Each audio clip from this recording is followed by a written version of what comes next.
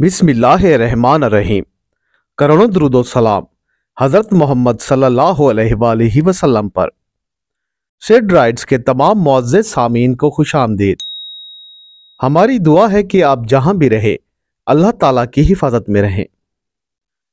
प्यारे दोस्तों, नूर नबूवत ने मक्का के दरोबाम और इसके गली कूचों को रोशनी का लिबादा पहना दिया था।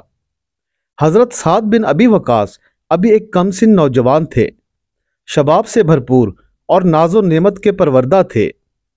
आप बड़े रकीक और नाजुक एहसासात के मालिक थे और अपने वालदैन के इंतहाई फर्माबरदार थे। लंबा कद, गठा हुआ सैडवल जिस्म, कड़ियल जवान, घुंघरियाले बाल और आपका सीना चौड़ा था।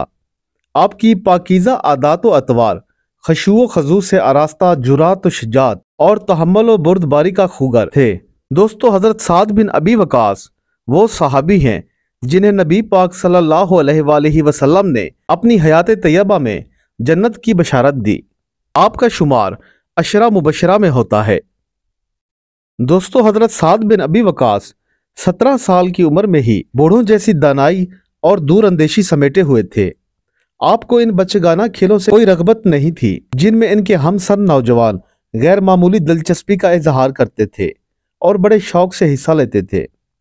आप सिर्फ अपनी कोशिशें तीरों की तैयारी, कमानों की दुरुस्तगी और तीर अंदाजी की मश्क में सर्फ किया करते थे। आप गज़वा बदर में शिरकत का एजाज हासिल करने वाले नेडर सपाही थे और गज़वा ओहद में दुश्मन पर तीरों की बौछार करने वाले तजर्बाकार तीर अंदाज।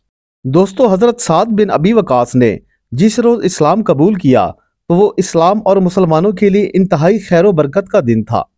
गज़वा बदर के मौका पर हजरत साद बिन अबी वकास और उनके भाई हजरत उमैर बिन अबी वकास ने जो मौक़िफ़ इख्तियार किया वो बड़ा काबिल दीद था। हजरत उमैर भी उस वक्त एक कमसिन नौजवान थे।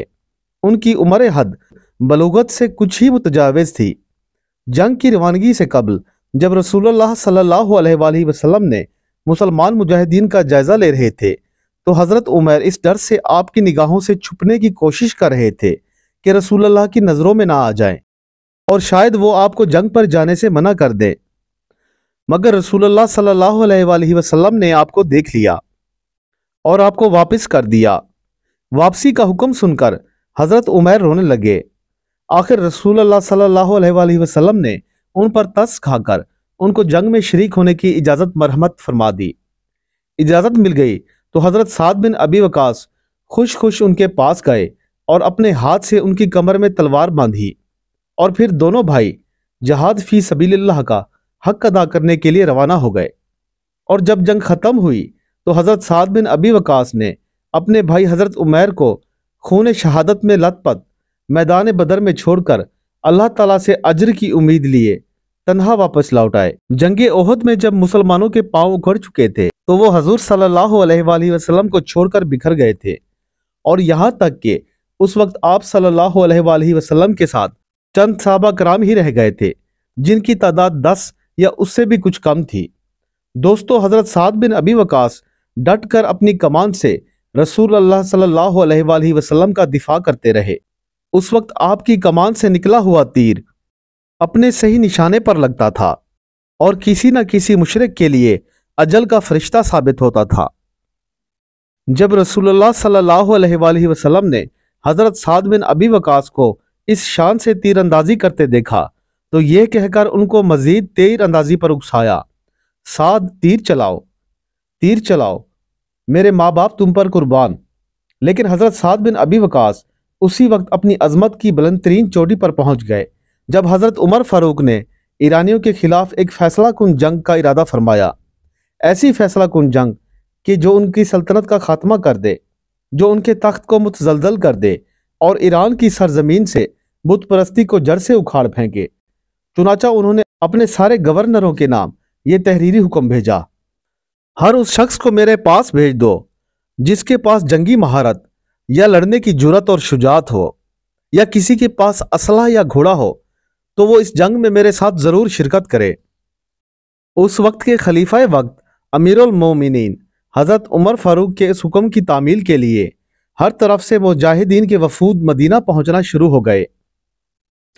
इसके बाद जब हजरत उमर ने ارباب اور اپنے حلقہ سے لشکر کی قیادت کے سلسلے میں بات کی تو سب نے حضرت سعد بن ابی وقاص کا نام لیا۔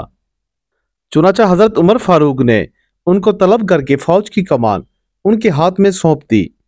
جب اس لشکر جرار نے مدینہ سے کوچ کرنے کا قصد کیا تو حضرت عمر رضی اللہ تعالیٰ عنہ اس کو الوداع کہنے اور اس کے قائد کو نصیحت کرنے کے لیے کھڑے ہو گئے۔ اس موقع پر انہوں نے حضرت سعد بن ابی وقاص کو خطاب کرتے ہوئے فرمایا، سعد، اللہ عز و جل کے مقابلے میں یہ چیز تم کو ہرگز کسی قسم کے فریب میں مبتلا نہ کرے کہ تم کو خال رسول اللہ اور صاحب رسول اللہ کے معزز القاب سے پکارا جاتا ہے۔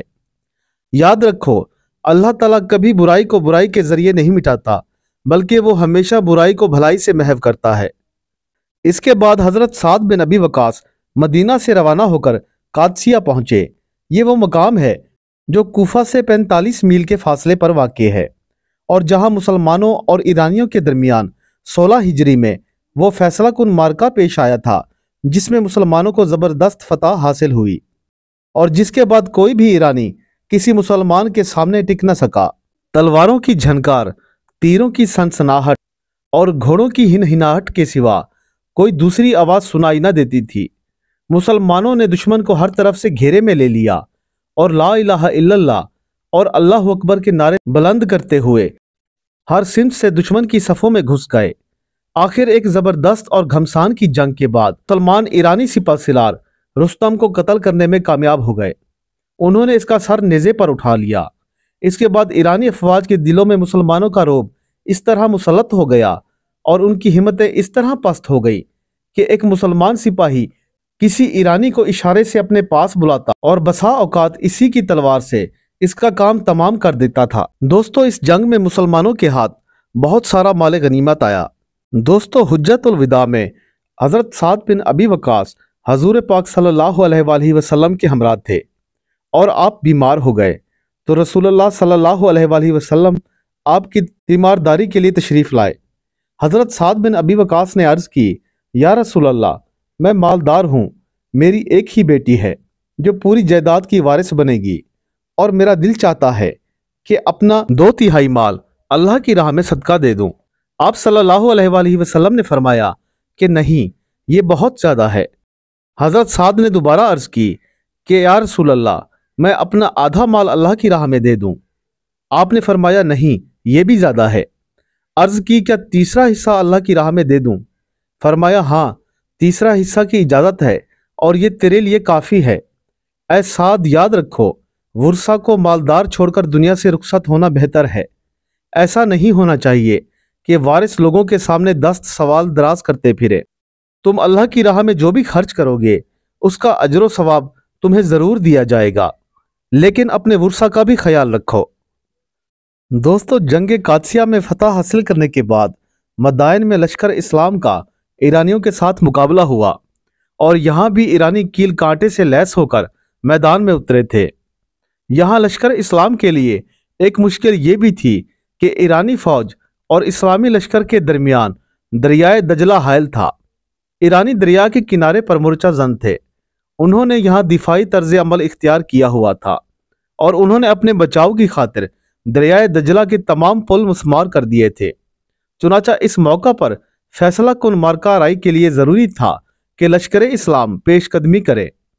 عظیم جرنیل حضرت سعد بن ابی وقاص کے لیے یہ ایک بڑا ہی پیچیدہ مسئلہ تھا کہ وہ دریا کو کس طرح عبور کریں، جبکہ یہ خطرہ بھی پیش نظر تھا کہ دریا کو عبور کرتے ہوئے کنارے پر پہنچنے سے پہلے ہی کہیں دشمن فوج پر حملہ نہ کر دے۔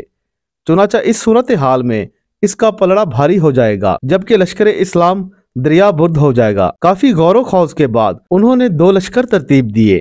ایک لشکر کو پہلے دریا عبور کرنے کا حکم دیا گیا، اس کا سالار حضرت عاصم بن عمرو کو مقرر کیا گیا، اور دوسرا لشکر کچھ فاصلہ رکھتے ہوئے دریا عبور کرنے لگا۔ اس کی قیادت کا فریضہ حضرت کاکا بن عمرو کے سپرد کیا گیا۔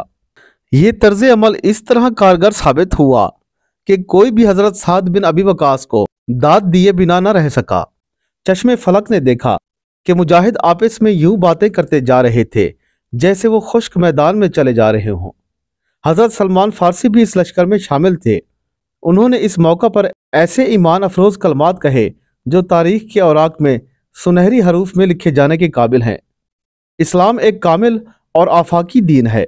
अल्लाह की कसम, इस्लाम के मानने वालों के सामने दरिया भी इस तरह हीच है जिस तरह सहरा।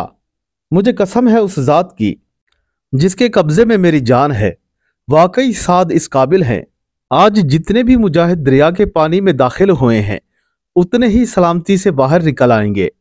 दरिया का गहरा पानी इनका कुछ भी ना बिगाड़ सकेगा। दोस्तों, तारीख गवाह है कि दरिया को अबूर करते हुए किसी भी एक मुजाहिद की रस्सी तक भी जाया ना हुई। बस मदाइन शहर फतह होते ही इराक मुकम्मल तौर पर मुसलमानों के कब्जे में आ गया और इस्लामी हुकूमत की तरफ से अमनो आश्ती का आम ऐलान कर दिया गया ताकि खौफजदा होकर अपने घरों को छोड़ जाने वाले लोग वापस आ जाएं और अपने घरों में दोबारा आबाद हों। ये ऐलान सुनते ही लोग अपने घरों को वापस लौट आए, जिनके मालो दौलत और इज्जत और नामूस का मुकम्मल तहफ़्फ़ुज़ किया गया। दोस्तों, हजरत साद बिन अबी वकास को दरबार खिलाफत की जानिब से इराक पर मुकम्मल कब्जा हो जाने के बाद इराक का गवर्नर मुकर्रर कर दिया गया। 3 बरस तक आपने इराक के गवर्नर की हैसियत से अपनी खिदमात सरंजाम दी। जब आपकी उम्र 80 बरस की हुई तो 54 हिजरी को मकाम अकीक पर आपकी रूह कब्ज हो गई। मुजाहिदीन और सहाबा कराम रजी अल्लाह ताला अन्हम में आप सबसे आखिर में अपने अल्लाह को प्यारे हुए और जन्नतुल बकी में मदफून। प्यारे दोस्तों, एक बार दरूद पाक पढ़कर नबी आखिर ज़मा हज़रत मोहम्मद सल्लल्लाहु अलैहि वसल्लम की खिदमत में हदिया कर दें।